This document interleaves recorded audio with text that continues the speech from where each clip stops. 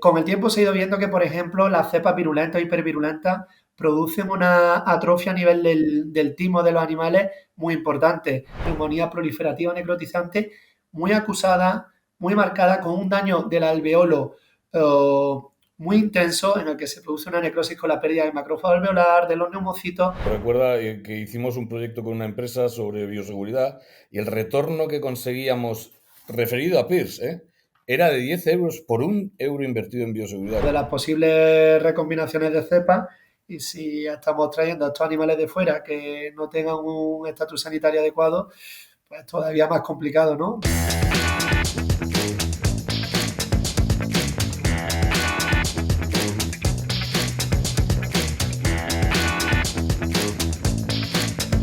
Hola, soy Guillermo Ramis y hoy voy a ser vuestro anfitrión en este nuevo episodio de Porcicast, en el que tenemos la fortuna de contar con otro de mis buenos amigos, que es Jaime Gómez Laguna, y al que lo primero que queremos es agradecerle que nos dé lo más preciado, que es su tiempo, del que sé que no está sobrado, y su conocimiento, del que sí está sobrado. Así que, Jaime, buenos días, ¿cómo estás? Muy buena, Guille. Muchas gracias a vosotros por darme esta oportunidad y nada, un placer poder compartir este rato con vosotros. Lo primero que te voy a pedir, Jaime, es, por si alguien no te conociera de nuestra audiencia, que te presentes a ti mismo, que nos cuentes cuál ha sido tu formación, cuál ha sido tu trayectoria profesional y a qué te dedicas exactamente en el momento actual. Vale, bueno, yo soy licenciado por la Facultad Veterinaria de la Universidad de Córdoba y llevo, bueno, yo hice mi tesis doctoral en el PIRS, en el síndrome reproductivo respiratorio porcino, y llevo trabajando en esta enfermedad pues en torno a 20 años aproximadamente. Y nada, después de mi doctorado he tenido la oportunidad de trabajar 6 años en un centro tecnológico aquí en la provincia de Córdoba, se llama CICAP, llevando a cabo proyectos de innovación y de investigación para la empresa privada centrados en la producción primaria. Entonces, eso me ha permitido también tener una cercanía bastante próxima al sector y trabajar de mano con varios productores de aquí de la zona. Y posteriormente ya me incorporé de nuevo a la universidad con un contrato Ramón y Cajal y actualmente soy profesor en el área de anatomía y anatomía patológica comparada. Es decir, que me centro principalmente en el área de la patogenia de las enfermedades, principalmente en porcino y específicamente en el PIRS, que es un poco el tema que nos afecta hoy. Lo que se le olvida decir a Jaime es que fue uno de los locos que se apuntó al primer máster propio de la Universidad de Murcia en porcinocultura y ahí es donde nos conocimos y de esto hace efectivamente ya 20 años. Así que, joder, ¿cómo pasa el tiempo, Jaime? Bueno, efectivamente, como tú dices, nos vamos a dedicar a una enfermedad que nos lleva locos y que además se convierte en un eje principal prácticamente cuando hablamos de patología porcina, casi todo gira en torno al PIRS y le vamos a dedicar un episodio, por lo tanto. Sigue siendo, pues, un verdadero problema, pero realmente tiene la dimensión que le estamos dando. Es decir, sigue siendo de verdad el gran problema que desafía al sector porcino, Jaime. Hombre, yo diría que sí, ¿no? Porque de hecho los datos están ahí y bueno, no vamos a descubrir nada nuevo. Sabemos perfectamente pues las varias características de este virus, como son su capacidad de mutación y de recombinación, que es uno de los principales campos de batalla que hay, porque esto va de la mano de pues un poco la dificultad que hay en las medidas de control de la enfermedad. Las vacunas actuales que hay, aunque son eficaces parcialmente, pero no llegamos a alcanzar toda esa esterilidad que nos permitirían otra serie de vacunas que sería lo ideal, y la protección heteróloga que nos confieren es parcial. Entonces, esto hace también que, junto con la continua mutación y recombinación, vayan surgiendo nuevas cepas. ¿Cuál es el problema que vamos a tener, aparte de todas estas mutaciones y esta falta de control?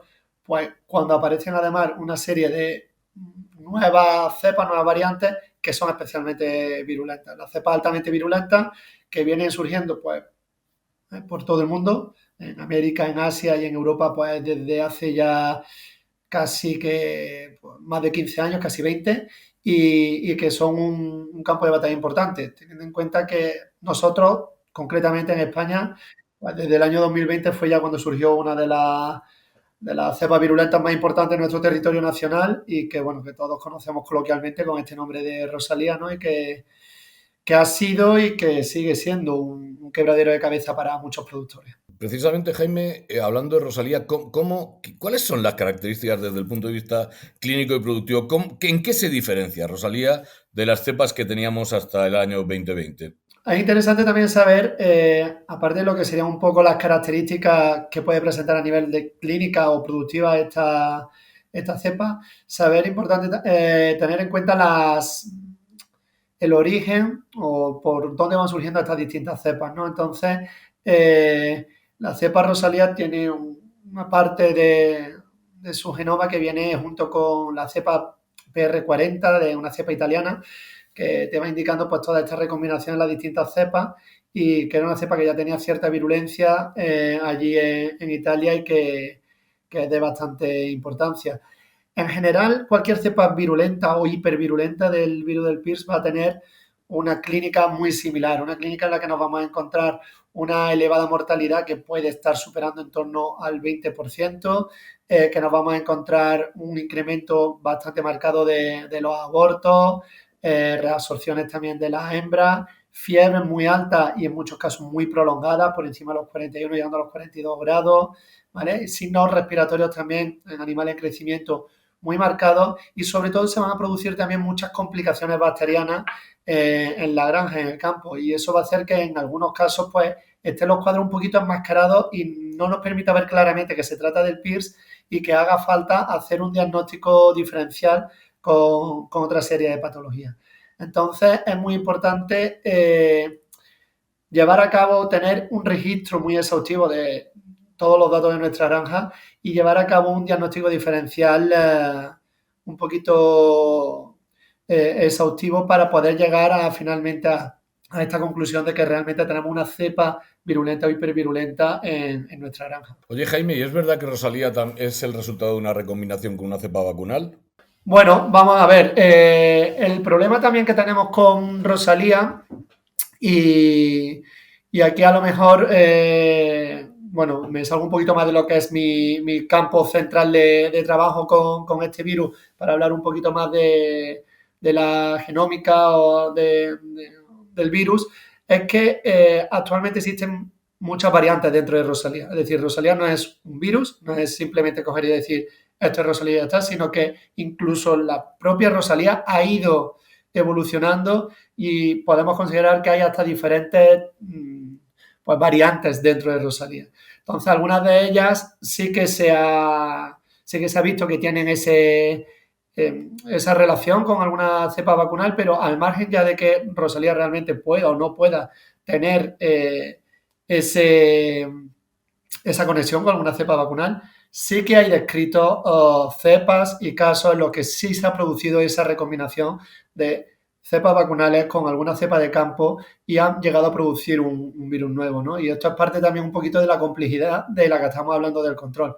Es decir, en muchos casos para intentar conseguir una mayor protección inicial necesitamos esas vacunas vivas atenuadas que por otro lado nos van a generar un mayor riesgo de recombinación. Entonces, bueno, aquí hay que saber poner en la balanza un poco las estrategias y tampoco ponerlo todo a la vacunación. Es decir, tenemos que trabajar mucho en la granja, tenemos que trabajar mucho en bioseguridad y tenemos que trabajar en todos los aspectos. Ceba es una compañía global de salud animal. Nuestra misión es proporcionar soluciones de salud innovadoras, garantizando el más alto nivel de cuidado y bienestar.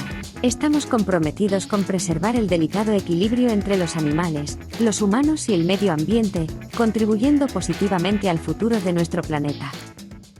Exacto, pero lo que a mí me gustaría remarcar es que el hecho de que pasen, de que ocurran estas recombinaciones, no es motivo suficiente como para no usar las vacunas, que por lo menos es algo hacen, quiero decir. ¿Mm? Totalmente, totalmente de acuerdo porque, bueno, de hecho, hemos tenido la suerte nosotros en concreto de poder colaborar en estudios con varios grupos de investigación, entre ellos con el grupo de Enric Mateu, de aquí de la Universidad Autónoma de Barcelona, en el que hemos llevado a cabo bastantes ensayos para valorar la protección de diferentes vacunas comerciales y candidatos vacunales frente a Rosalía, incluso también frente a otras cepas, ¿no? Colaborando con otro grupo.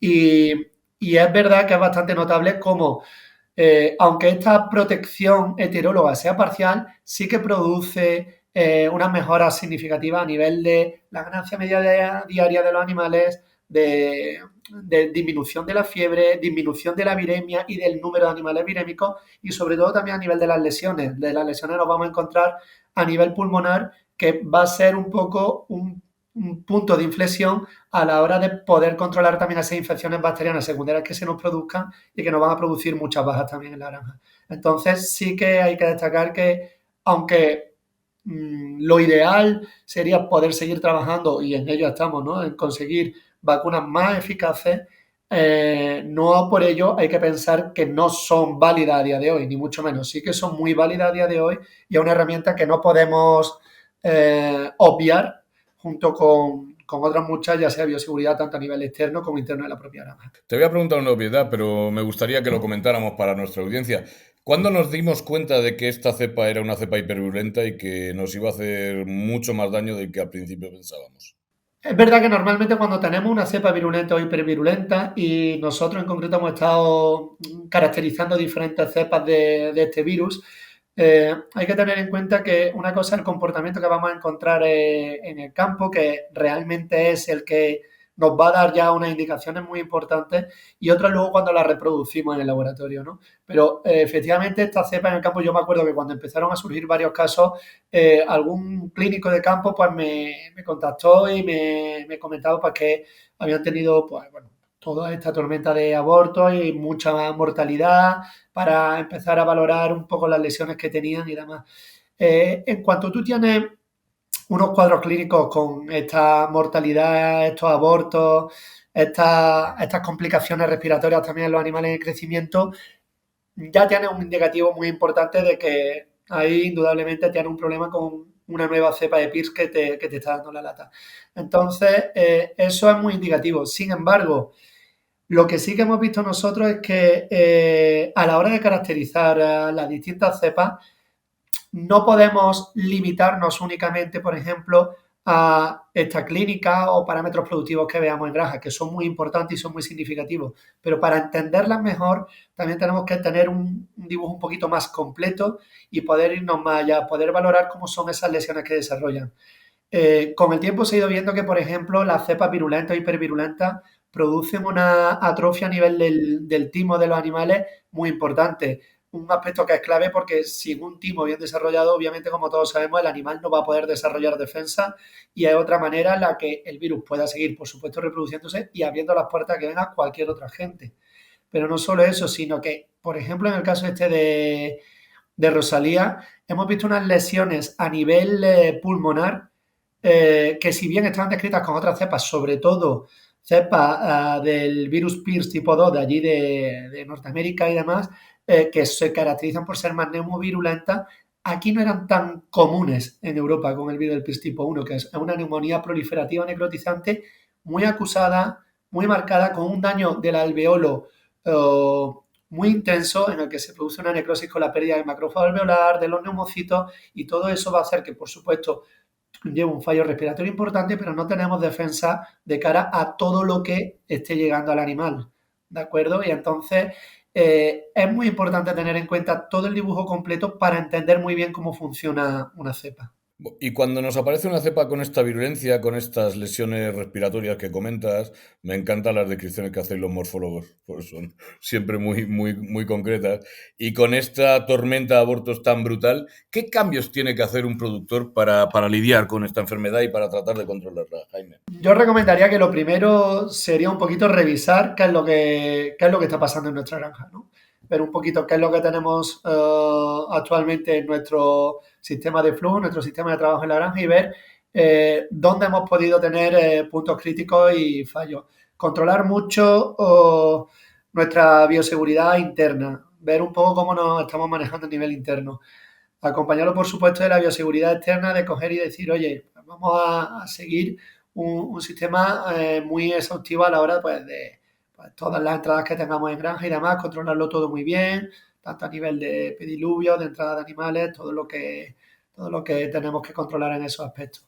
Y por supuesto, revisar las pautas de vacunación que estamos haciendo. No pensar que vamos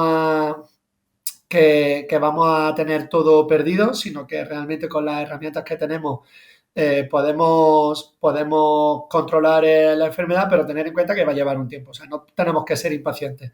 Sabemos que esta enfermedad es muy difícil erradicarla, no vamos a decir imposible, porque sí que conocemos casos de países y de granjas cercanas donde se ha podido hacer, pero situaciones como las que tenemos en España con altas densidades lo complica mucho.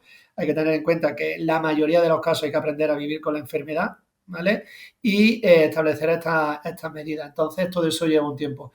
Y sobre todo acompañarlo muy bien de la formación y concienciación del personal que tengamos en la granja, ¿vale? Entonces, es muy importante que tengamos eso en cuenta. Aquí hay un punto que también yo creo que es importante, que de algún modo estamos trabajando ya en España, pero que quizás deberíamos de hacer un poquito más de hincapié, y que son a lo mejor redes de trabajo en torno al PIRS, que si bien ya digo que se está trabajando, pero quizás potenciarla un poquito más para que seamos un poquito más abiertos entre nosotros, entre las distintas granjas, las granjas vecinas, y hagamos un trabajo un poquito más comunal. Porque muchas veces tenemos muchas granjas muy próximas a las nuestras, y si no hacemos un trabajo en colaboración entre todos, complica mucho que realmente podamos controlar los procesos de manera eficaz.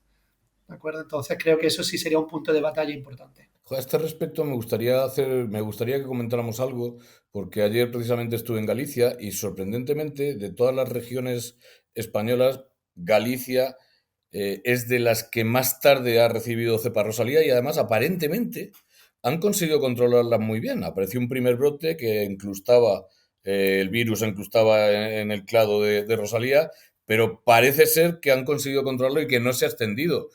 Y creo que precisamente el truco está en que los veterinarios gallegos y las empresas gallegas están más comunicadas entre ellos y han hecho un trabajo más en común. ¿Tú crees que deberíamos de aprender algo de esto? Totalmente, totalmente, porque ya te digo, como ahí tenemos un ejemplo perfecto, ¿no? Es decir, si te entra nuevo en un territorio una buena comunicación y un buen control y trabajo en equipo, te va a hacer que, si no evitar que se disemine la cepa, sí minimizar mucho el impacto que vaya a tener. Entonces, sí que es fundamental poder crear estas redes de trabajo. El problema viene es que, bueno, hay veces que confundimos siempre lo urgente con lo importante, y hay veces que vamos como apagando fuego y no nos paramos a estructurar bien nuestra estrategia dentro de la empresa o dentro de nuestro campo de trabajo de cada uno, ¿no?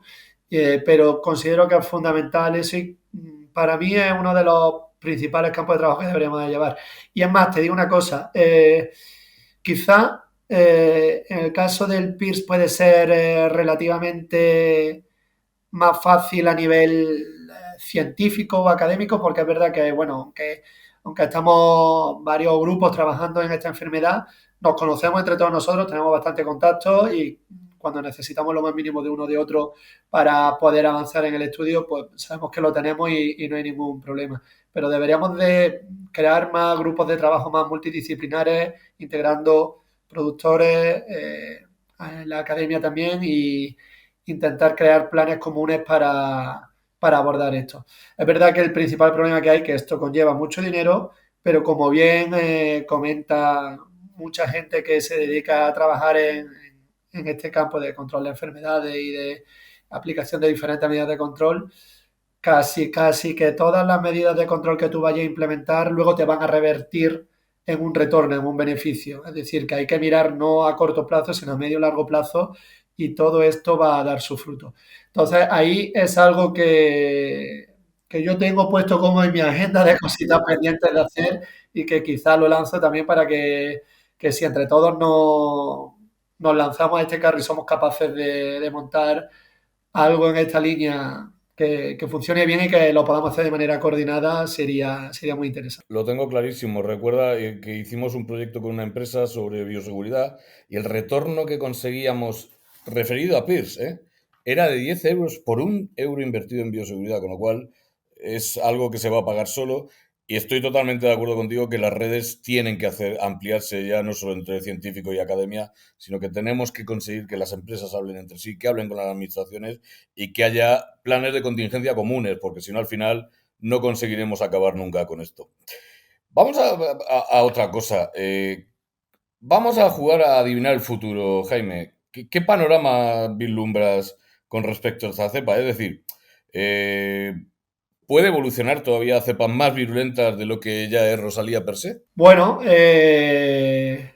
probablemente la respuesta a esto sería un poco lo mismo, ¿no? Como creo que fue en torno al año 2020, ¿no? Cuando empezamos a tener los primeros brotes de Rosalía y quizá podríamos haber hecho la pregunta ahí de ¿cuándo vamos a tener cepas hipervirulentas en España? ¿Las podemos tener? ¿No las podemos tener? ¿Cuándo llegarán? Bueno, pues llegó Rosalía o llegó incluso antes de Bisbal, ¿no? Luego Rosalía y tal.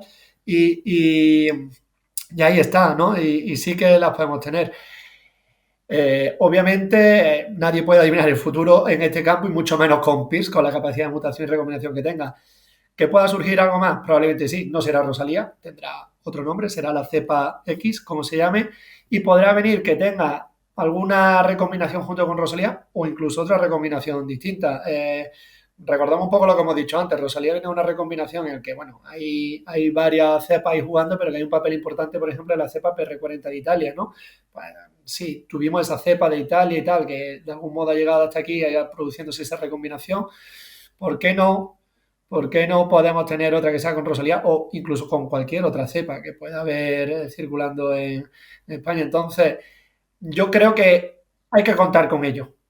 Hay que contar con ello porque en cualquier momento puede pasar. Y lo que tenemos que hacer es tener muy claro cuál va a ser nuestro protocolo de trabajo y cuando llegue este caso, tener muy bien formado nuestro personal de la granja para adoptar muy bien todas esas medidas, ¿vale?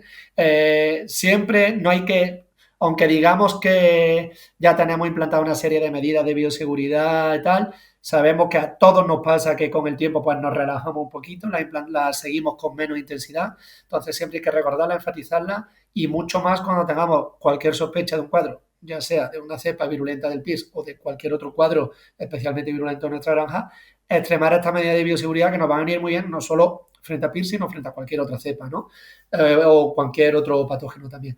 Entonces, hombre, si la pregunta es, ¿qué va a pasar con Rosalía? Hombre, con Rosalía yo diría que probablemente poco a poco vaya cada vez. De hecho, quizá ya hay zonas donde el impacto que está teniendo es menor, aunque siga teniendo un impacto fuerte. Indudablemente, cuando llega a una zona donde todavía no ha estado circulando, va a dar fuerte, va a pegar fuerte, pero poco a poco irá quizá teniendo una menor virulencia, pero sí que existe ese riesgo y no me sorprendería de que pueda recombinar ya sea Rosalía o cualquier otra y que surjan nuevas cepas virulentas o hipervirulentas. ¿Te cansaste de quedar afuera de las discusiones sobre nutrición en cerdos? ¿Tenés un asesor nutricional, pero te cuesta entender los resultados de sus decisiones? ¿Entendés que la inversión en alimentación representa entre el 60 y el 75% del costo de producción, pero no estás seguro de estar definiendo bien el programa nutricional para cada escenario? Si la respuesta es sí a cualquiera de las preguntas, te invito a formar parte del programa de formación técnica en manejo y nutrición porcina. Un programa desarrollado para profesionales que buscan dar un salto en su carrera, accediendo a los estudios más relevantes, conectando con otros profesionales y participando en sesiones en vivo con referentes del sector. No te quedes afuera. Regístrate ahora en campusporcino.com y asegúrate tu lugar.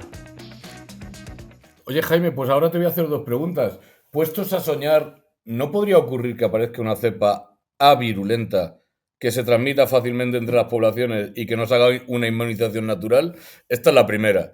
Y la segunda, ¿por qué crees que cuando viene al sur esos mismos virus que incrustan perfectamente cuando hacemos, aunque ya sabemos que es muy limitado el tipo de secuenciación que hacemos, pero que incrusta perfectamente en Rosalía, no hace el mismo daño que hace en el norte de España? Bueno, voy primero con la primera pregunta y hombre, eso sería lo ideal, puestos a soñar, por supuesto, bienvenido sea, ¿no? Y de hecho, en muchos grupos trabajamos evaluando diferentes estrategias vacunales, diferentes candidatos vacunales y ahí lo interesante de verdad, si se nos diera esta utopía, este sueño, sería estudiar muy bien esa cepa e intentar entender cómo está generando esa inmunidad en los animales, sobre todo porque el principal problema que tenemos aquí también, como hemos comentado antes, de esta inmunidad heteróloga, inmunidad cruzada con diferentes cepas del virus, ¿no? Entonces, conseguir eso sería ideal, sería ideal. A mí me consta que hay muchas estrategias, de hecho se están desarrollando desde estrategias de potenciando inmunidad de mucosa, de intentando conseguir diferentes tipos de epítopos que te puedan potenciar respuesta de tipo celular frente a diferentes cepas y demás. Pero es verdad que aunque a veces in silico, en el laboratorio, diseñándolo, puede haber herramientas muy prometedoras, luego cuando se pasa ya al campo y se hace el experimento con los animales y con el desafío, no siempre se consigue tanta protección como nos gustaría. Entonces, bueno, sería ideal. Ojalá y llegue ese escenario de tener ese escenario con nosotros, ¿no? Pero bueno. Y luego el otro aspecto que comentabas, que era cómo afecta a Rosalía en función de la zona geográfica que comentabas, según si estaba más por la zona norte de España, por la zona sur. Bueno, es verdad que habría que... Yo ahí tengo muchas dudas al respecto. Tengo muchas dudas al respecto en cuanto a realmente, bueno, tú antes comentabas también en cuanto a las limitaciones que podemos tener con las herramientas de secuenciación que hay a día de hoy, pero me gustaría tener el 100% claro que realmente la variante de Rosalía que tenemos aquí es la misma variante de Rosalía que tenemos allí, porque aunque funcione a grandes rasgos de manera similar, pues no es la misma variante, entonces eso puede implicar un cambio. Y bueno, luego ya no se me ocurren muchos más aspectos en los que pueda implicar mucho que aquí haya una mayor protección en el sur que en el norte. De hecho, yo me inclinaría más hacia que no pueda ser una misma variante del virus más que otra cosa, porque no pienso ni que en una zona se trabaje mejor que en otra, ni mucho menos, ¿vale? Entonces eso no me vale. Y lo único que sí que tenemos son diferentes condiciones climáticas, pero condiciones climáticas que nos afectan sobre todo más, te diría que sobre todo en el verano que tenemos aquí en el sur, que es bastante acusado, ¿no? Entonces no se me ocurre. Igual tú sí tienes algo en mente, ¿no? Pero a mí ahora mismo la verdad que no. Estoy totalmente de acuerdo contigo. No es una cuestión de cómo se trabaja en el norte y en el sur, sino probablemente es una cuestión climática estricta, de cómo nuestras condiciones no le van bien a este virus. ¿Mm? Joder, te voy a hacer otra pregunta ya que estamos hablando de PIRS, Jaime. ¿Y cómo ves tú esto de que estemos comprando lechones en Holanda y en Dinamarca como si se fuera a acabar el mundo? Para suplir precisamente esos millones de lechones que nos está matando esta cepa. Porque me consta que no nos están mandando precisamente lo mejor y lo que nos mandan viene bastante cargado de cepas PIRS. Esto puede complicar todavía mucho más la situación, ¿verdad? Nos la complica directamente. De hecho, fíjate, antes hemos estado hablando de las posibles recombinaciones de cepas y si estamos trayendo a estos animales de fuera que no tengan un estatus sanitario adecuado, pues todavía más complicado, ¿no? De hecho, por eso antes hemos estado hablando del tema de la bioseguridad y aquí en el caso de la bioseguridad externa, de todo lo que no entre. Aquí lo que pasa es que entiendo que hay un problema entre el equilibrio a nivel de productivo que tiene que haber a nivel comercial y cómo cubrir tus números de animales que tienes que ir sacando con lo que te cuestan esos animales que tengas que traer y cómo hacerlo eso manteniendo tu estatus sanitario. Claro, nosotros ahora mismo en España estamos en un ritmo, en un nivel productivo altísimo y claro, no queremos caer de ese ritmo también para cubrir un poquito todas las demandas que tenemos ahora mismo creadas con el mercado. Entonces, esto nos obliga a hacer, pues a lo mejor, esas importaciones que tú estás comentando. Quizá deberíamos de ser más meticulosos en estas importaciones que hacemos para tener un control más exhaustivo de estos animales e intentar asegurarnos que tengan un estatus sanitario más alto. Igual que a mí, a ti se te ocurre que no sería mala idea hacerles un análisis antes de meterlo en el país, ¿verdad? Hombre, totalmente, totalmente. Y entonces por eso te decía que iba a decir que crucemos los dedos para que no se dé el caso de una nueva recombinación, ¿no? De un nuevo virus que surja con animales venidos de Dios sabe dónde y que tengamos aquí un nuevo jaleo, porque entonces vamos a tener el típico dicho de va a ser peor el remedio que la enfermedad, ¿no? Nunca más aplicado en este caso. Sí, sí, sí. Bueno, si te sirve de ilustración, en el último congreso, en el anterior congreso europeo de veterinarios de porcino, oí a alguien de un país cuyo nombre no diré, pero que está en el norte de Europa, decir que estaban erradicando PIRS gracias a nosotros. Porque cada lote que les aparecía positivo nos lo largaban y se quedaban nuevos. En fin, y lo decía sin pudor ninguno en público, por eso lo repito, quiero decir, no fue algo que me dijeran a mí en privado. Por último, Jaime, hablando de PIRS, recomiéndale a nuestros productores qué hacer para evitar que entre Rosalía y qué hacer cuando ya les ha entrado Rosalía. Vamos a ver, aquí quizá yo me remitiría un poquito a ese decálogo que elaboramos hace ya un tiempo, en el que estamos varios expertos del sector y que trabajamos con Pearson, en el que compartimos trabajo tú y yo, Guille, junto con otros compañeros, y que estaba coordinado por Interporc. Y bueno, ahí tenemos un decálogo bastante completo de distintas medidas. Es verdad que a veces te puede resultar muy complejo decir, oye, me limito a este decálogo y ya lo tengo todo hecho. Es decir, bueno, hombre, pues un decálogo, como su nombre indica, pues son 10 medidas fundamentales para poder trabajar con ellos, que hay que tenerlas muy en cuenta, pero quizás no te limita a ese decálogo y ya está. Es decir, esto no quiere decir que hago estas 10 y ya estoy cubierto en todo. Entonces, sí que es un punto de partida muy importante. Toda aquella persona que, bueno, pues que no haya tenido acceso a él o que no lo tenga a mano, sí que le recomiendo que pueda consultarlo para ver en qué medida lo está aplicando ya a día de hoy y que lo intente implementar. Y, por supuesto, sobre todo, formación de personal y mucho control de la bioseguridad externa, como hemos estado hablando, con todo lo que nos vaya a venir de fuera, y también interna, ¿vale? Todo ese flujo, esa circulación que tengamos interna de animales y de personal dentro de nuestra propia granja y, por supuesto, de materiales y demás, ¿no? Entonces, eso sí que lo considero fundamental a la hora de extremarlo, de controlar cualquier brote, tanto de PIRS como de cualquier otro patógeno. Controlar muy bien. Muchas veces pensamos, no, hago todo muy bien, toda la cuarentena de los animales que me vienen y demás, digo, bueno, ¿y cómo lo haces dentro? ¿Cómo lo haces dentro? Porque a lo mejor el flujo de tu personal, de la jeringa que estás compartiendo entre naves, entre diferentes fases productivas, entonces eso es importante y en función de la dimensión que tenga cada granja, ver cómo se pueden hacer equipos de trabajo, que habrá granjas donde se pueda y granjas donde no se pueda, pero sí que se puede controlar muy bien ese flujo de personal para intentar trabajar siempre de zonas de menor presión a zonas de más presión, ¿no? Intentar evitar de esta manera que se pueda diseminar más tanto dentro de la propia granja y, como hemos dicho antes, cuando tengamos ese problema vamos a hablar con el vecino. Vamos a hablar con el vecino, vamos a comentarle un poco lo que tenemos porque probablemente sé que esto quizás suena muy naif, ¿no? Suena como mucho, a nadie le gusta enseñar su vergüenza y muchas veces como parece que no queremos reconocer que tenemos un problema en nuestra propia casa. Pero eso va a ayudar mucho a controlar tanto la diseminación de la enfermedad, del brote que tú tengas en ese momento, como que incluso luego te pueda volver a reinfectar en el futuro.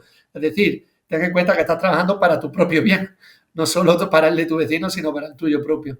Entonces, creo que eso es fundamental. Fíjate, incluso en Murcia yo te contaré que ya las empresas hablan y controlan qué van a meter en los cebos que tienen próximos a la granja de madres de otras empresas, fíjate.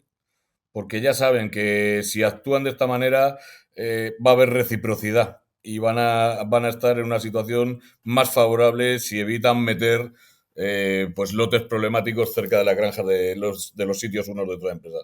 Jaime, disfruto como un enano hablando contigo y sé que eres una de las personas que más sabe de este virus en España, pero ya sabes que el tiempo es finito y estamos llegando al final de nuestro podcast. Y como siempre, te voy a pedir que nomines a alguien a quien a ti te gustaría ver en un podcast como este. Da igual el número que quieras nominar y da igual el ámbito de la producción porcina que quieras invitar a hablar. Bueno, pues mira, la verdad que como me esperaba esta pregunta, ¿vale? Porque sabemos cómo terminan estos podcasts, también entre que tengo ya varios amigos que han participado directamente en estos podcasts y tal, no estoy seguro si ha participado, creo que no, pero voy a tirar un poco de casa y de un compañero de aquí de la Universidad de Córdoba y que es de tu propia área, Guille, y quizá propondría que pudiera hacer un podcast Vicente Rodríguez Esteves y que pueda hablarnos un poco sobre aquellas herramientas que está utilizando para temas de digitalización en granja, con temas de ganadería de precisión y cómo lo está aplicando dentro de la producción. Entonces, bueno, creo que doy un giro distinto a toda esta línea de peers, ¿no? Para hablar un poquito de otro tema que creo que es de bastante interés también para el sector. Pues mira, Jaime, me gustan las dos propuestas, tanto la de la persona, conozco muy bien a Vicente y estaré encantado de hacer un podcast con él, como el tema, porque es verdad que a veces nos ponemos a hablar de peers y nos olvidamos de todo lo demás. Y la digitalización hoy en la producción animal es obligatoria, porque si no tendremos graves problemas en el futuro. Y es la única forma de atraer gente joven, ¿eh? Ponerle herramientas que manejen y que entiendan bien y que nos vengan a solucionar el problema de relevo generacional. Jaime, muchísimas gracias. Insisto que lo más preciado que tienes es tu tiempo y tu conocimiento y estamos eternamente agradecidos porque se lo hayas brindado a nuestra audiencia y estoy seguro de que no es el último podcast que vamos a hacer tú y yo juntos. Muchas gracias, Jaime. Pues muchísimas gracias, Guille, tanto a ti como a toda la organización y para mí un placer, así es que siempre que queráis, aquí me tenéis. Un abrazo fuerte. Un abrazo.